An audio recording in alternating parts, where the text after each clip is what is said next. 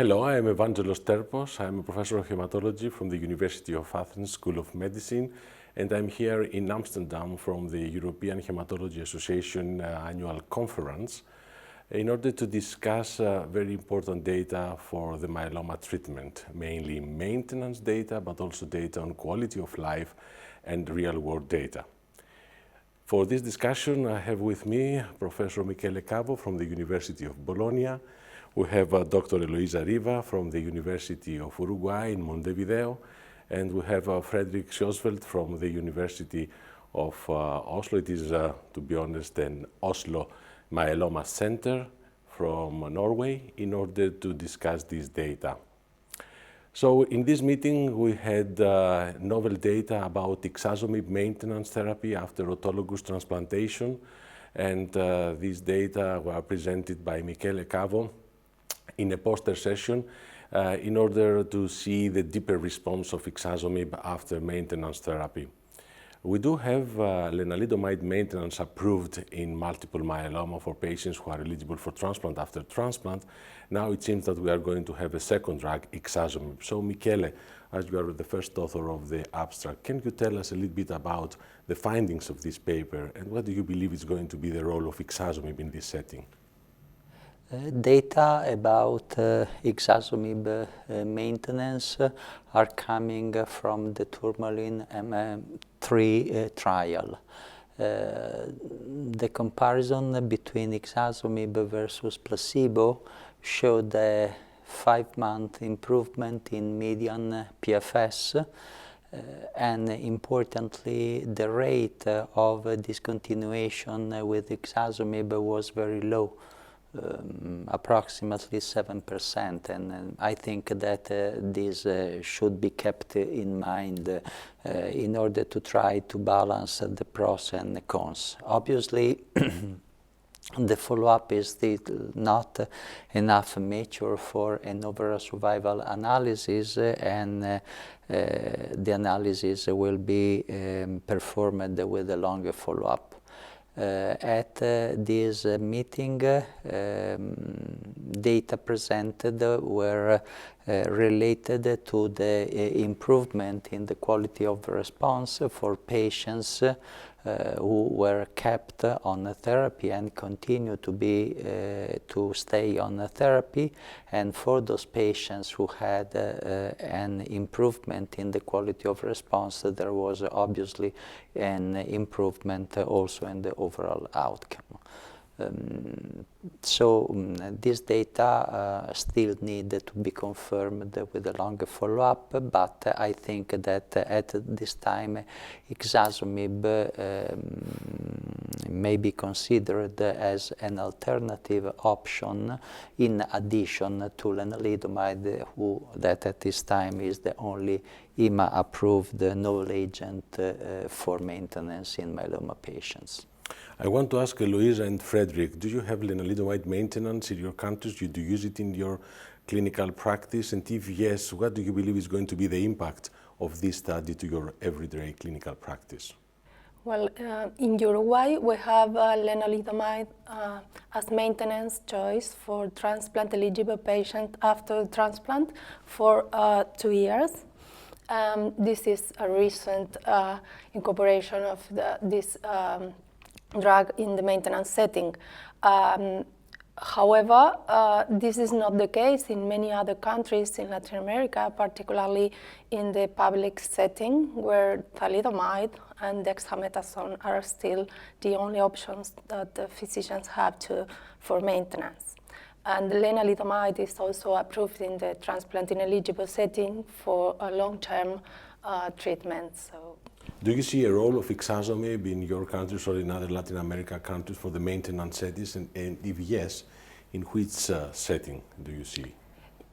Well, I think ixazomib is a great choice since it's an oral formulation, and as results have shown, it has improved progression-free survival compared to placebo, and with a low rate of discontinuation, low rate of side effects, and also quality of life was maintained.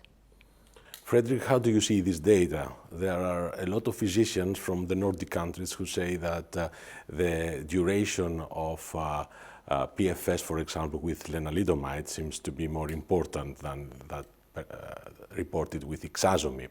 We do know that it's almost double or around double of what the placebo has performed in the studies of lenalidomide versus placebo maintenance. So I've seen that they are reluctant to use ixazomib when it's going to be approved for this indication. What is your opinion? Is there a role of ixazomib in the maintenance? And if yes, according to your opinion, in which patients?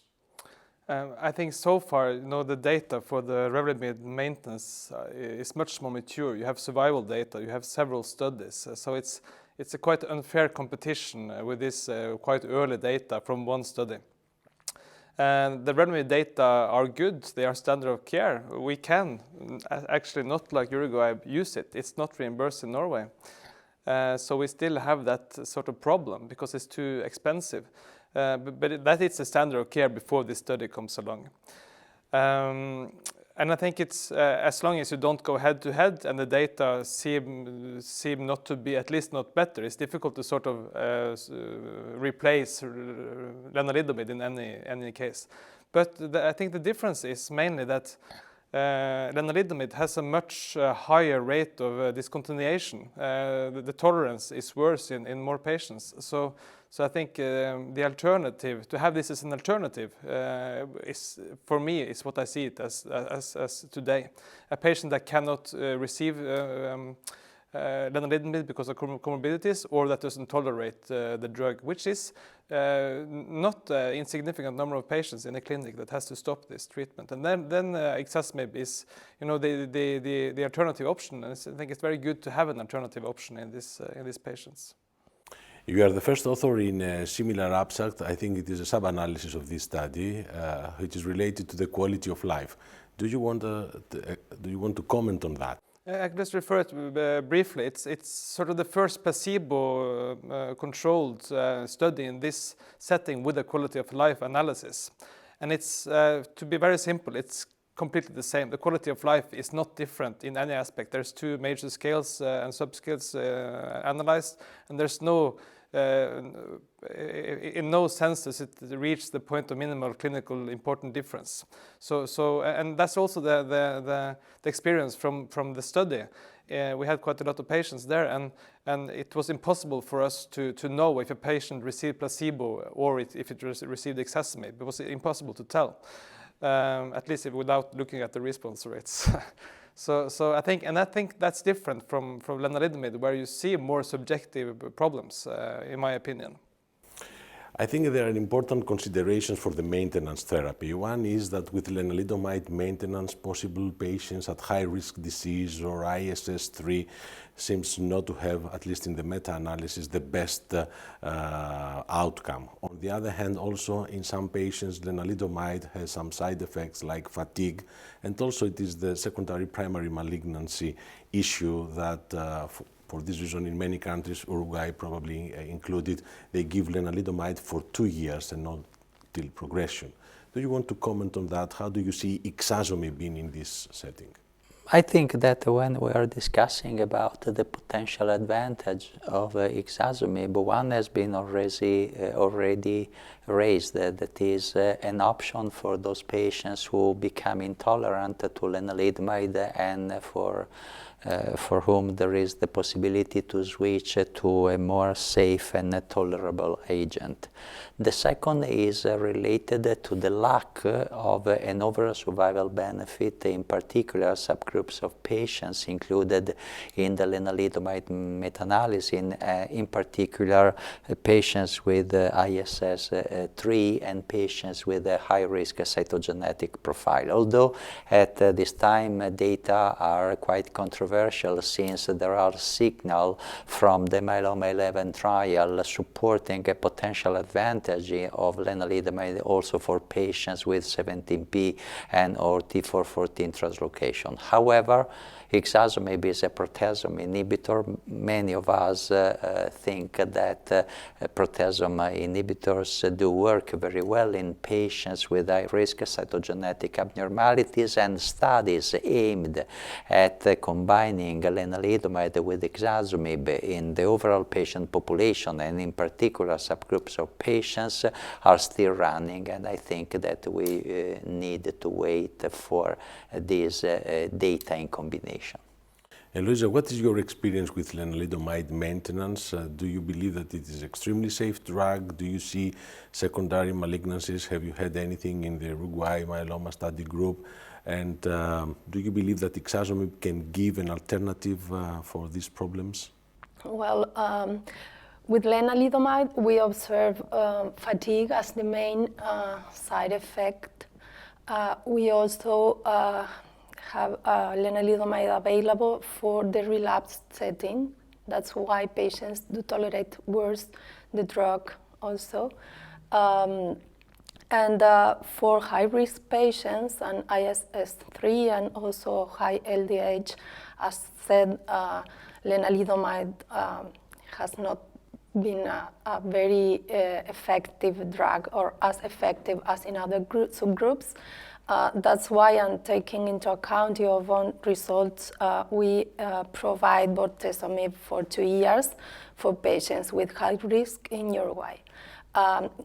Considering this, bortezomib implies by week, every 2 weeks we have to take the patient into the hospital, and this creates sometimes problems, and maybe an alternative, oral alternative would be feasible if this shows that it's beneficial. I think, Fredrik, that ixazomib in this study versus placebo showed also very good effects in the high-risk population. Do you believe that possibly, based also on the observation that lenalidomide may not be the ideal drug for this setting, ixazomib can substitute lenalidomide, it can be given together with it, like they are doing in some centers in the US? I think that the myeloma 11 has changed what we thought a little bit about lenalidomide in the high-risk patients, but and I think proteasome inhibitors are important in the high-risk patients, but I don't think it can substitute, because I don't know if it's better, and I think and even if it's better, it's still not enough. So I think what's so good about the ixazomib is the combination of oral formulation and well tolerance makes it an ideal partner as a doublet maintenance regimen. So I would really like to see a study where that is randomized, so we can actually get that indication, because most studies I know about with the doublet in maintenance are only sort of giving that regimen to the high-risk patients to see what happens, but not randomizing towards the standard of care, which would be Revlimid as of today. So I think I would like to see such a trial that makes it possible to have an approval of the doublet maintenance, because that's I don't think neither ixazomib nor lenalidomide alone in the maintenance phase in high-risk patients is good enough. Probably one of the first available data will come from the Spanish trial, randomized patients to receive Lendex versus Lendex ixazomib, and then based on MRD assessment, a different treatment continuation. So I think that it is important to have another option. It is important to have another oral drug with a very good safety profile, and I personally think that probably the future will be for a combination of 2 different classes of agents, at least in particular subgroups of patients. I believe that in the high risk mainly, we know that the MRD negativity achievement seems to be crucial for their survival. I also believe that your study, which showed that with ixazomib, during the time we see deepening of the response, I think that possibly this is important in combination with lenalidomide to have higher population that may achieve MRD negativity. If I could just have one more comment to Of that course. topic. I'm not sure that the maintenance sort of approach is what the high-risk patients need. Maybe they just need the continuous treatment in full dose, actually, especially when if we can pick out the really high risk that will relapse anyway quite soon. So I think to sort of maintain that is not the best option. I think we need to just keep the pressure up as long as they can tolerate it. That's what I think. As we talk for the transplant patients, maintenance or consolidation strategies, Michele, in your EMN2 study, you have shown that the double autologous transplantation seems to be beneficial for the whole population and not only for the high risk that we have seen, that is the standard in many European countries to give 2 autologous transplant, 2 tandem for this population. Do you want to comment on that, and also how do you see ixazomib in this setting? Yes, the data from the EMN02 trial, at least the data from the second interim analysis showed a better outcome in terms of prolonged progression-free survival and overall survival for the double transplant versus the single transplant group. And the data at the time were particularly relevant for patients with high-risk cytogenetics, and these patients had an approximately 50 to 60% reduction of the risk of progression or death So I think that again double transplant may be an option at this time for patients with the high risk, although the data were also in favor of a positive effect in the intention to treat population. I think that for patients at standard risk, we'll still need to wait for a longer follow-up. In the EHA meeting this year in Amsterdam, we had also a lot of studies with real-world data. Eloísa, do you believe that we need this real-world data? We have a randomized phase 3 study, high level of evidence. We've seen a lot of posters this year with real-world data. Do you treat our patients, or do you have any treatment decision based on real-world data, or you are based your decision only in phase 3 studies?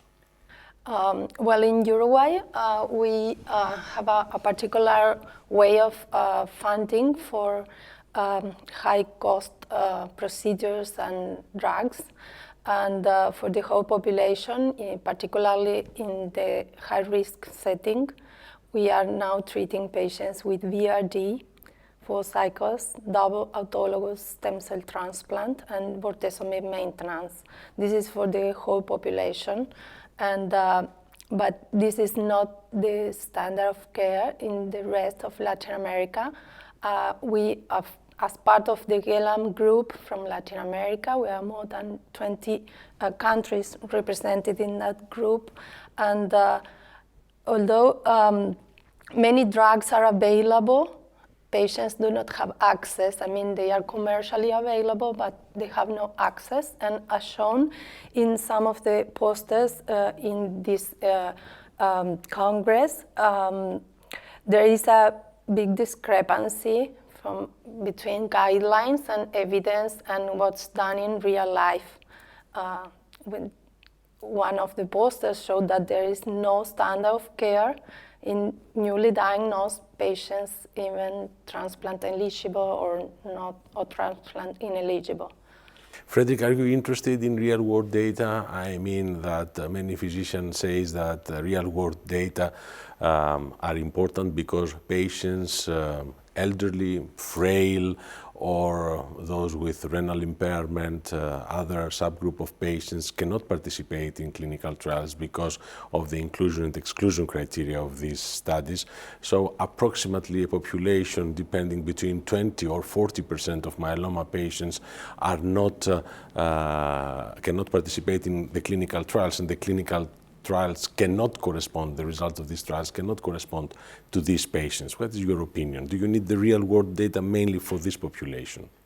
I think we need the real-world data for the whole population. I think we also need it for that because they are lacking in the phase 3 trials or the clinical trials. But there's several reasons for the registry. And yes, I am more and more interested in that kind of data, and we're working on that in Oslo, in Norway. And one thing is, I think it's if you look at real-world data, it can be a sobering experience. Sometimes you have to see what really happens, and it's good to know that, because if you're talking to patients also, and all they see is the clinical trials, and at Mayo Clinic everybody lives until they're 20, and to see what actually happens in Norway, that's one thing. Another thing is to real-world data to compare hospitals, regions, because we are not doing the same thing. And if everybody say that we're doing the right thing, you need some sort of level you can meet and discuss that one thing might be better. And after that, you can see what are we not doing so good. And you can use registry data for that. And maybe the final thing now is that more and more we have in the Nordics, in Britain, this cost-benefit analysis. We need to have drugs reimbursed. And more they want to base that and compare it to real-world evidence, and preferably from our own country, because that's the most relevant. So without that data, it's more difficult to have this cost-benefit analysis done. Then it's only maybe one trial they have to do, and with no comparative solution. So we need those data for several reasons, I think. Michele, in this conference there is a big real-world registry. The name is InSight, that includes data of real-world from different countries, from Asia, from Latin America, Europe, the US and Canada. And from this study there was a subgroup of patients who received in the indication the combination of ixazomib, lenalidomide and dexamethasone, I mean for relapsed refractory patients with 1 till 3 prior lines of therapy. There were approximately 160 to 70 patients who received this combination, and the result was almost identical to what the Tourmaline 001 study showed, I mean the registrational study, with a PFS, median PFS in both studies around 21 months, 20.6, 20.9 in the two different studies. So the confirmation of the results of the Tourmaline 1 in a real-world population, how important it is for you? I think that they are important since all clinical trials have a bias which is represented by the selection criteria. So having data which are confirmed in the real life are very important.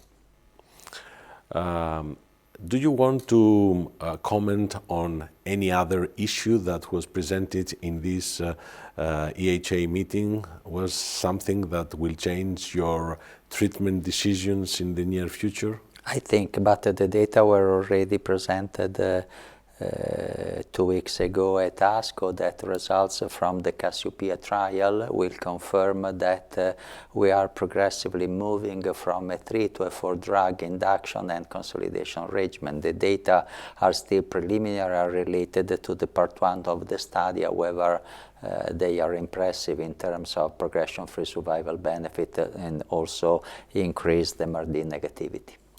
Eloísa, do you see any data that will change your practice in your country or in the Latin America in general, or you believe that the lack of drugs in the other Latin America countries is a very important issue? Well, there's always a big gap between what I hear in the congresses and what we can do. In Uruguay, we are trying to shorten this gap, and we have changed our guidelines. However, we have no real access for other options but for lenalidomide, bortezomib, or transplant.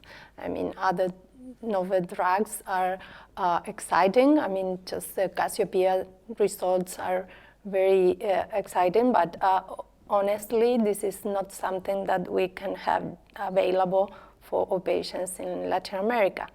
I would say that Latin America is a big and heterogeneous region, We represent 10% of the population of the world, but we have no clinical trials in most countries. So this would be, this is a need for, there is a need for this in However, our you countries. previously mentioned that you are able to offer to transplant-eligible patients VRD as induction, followed by transplant and bortezomib Yes. maintenance. Yes, This but- is not possible in Europe. Well, so this is in Uruguay only because we have a particular funding for this that comes from the government. So we all pay taxes for this to have access.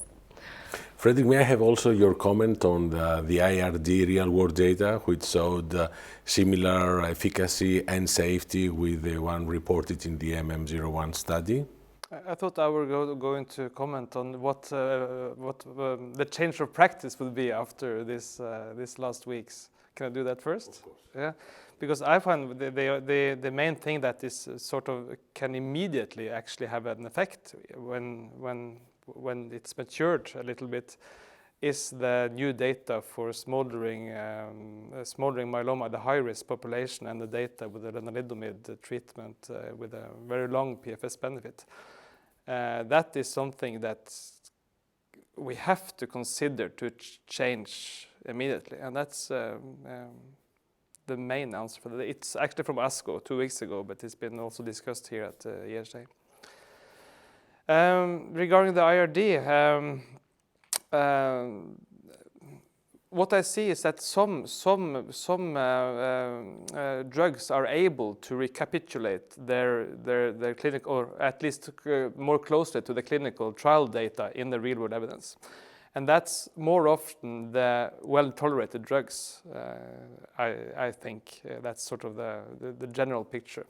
And I think that if you're able to do that, that means that your drug is well tolerated, because in the real world practice you usually use it on patients that would not be included in the trial. And the thing that mostly make them perform worse is that they don't tolerate the drugs that were in the trial. But when you actually can get the same benefit in the real world as you did in the clinical trial, that's a signal of a well tolerated regime, which fits with ixazomib. Yeah. At this point, I would like to thank Michele Cavo, Eloísa Riva, and Fredrik Schjesvold for the very live discussion that we had. And to summarize, the ixazomib maintenance after transplant in newly diagnosed myeloma patients seems to be a new standard of care. I believe that in patients with high-risk features, possibly in combination with lenalidomide, it will give us a lot of solutions. Also in patients who do not tolerate lenalidomide, it's going to be a very good alternative. It does not affect quality of life. We've seen very good quality of life data from Fredrik in this conference, and also it seems to be a very safe drug. On the other hand, the real-world data with the IRD suggesting that the results of the Tourmaline 01 study are confirmed in the real world suggests that it is also a very efficacious but safe population that reproduced the results of the phase 3 study, and it can be easily used in the approved settings. Thank you so much for being with us today.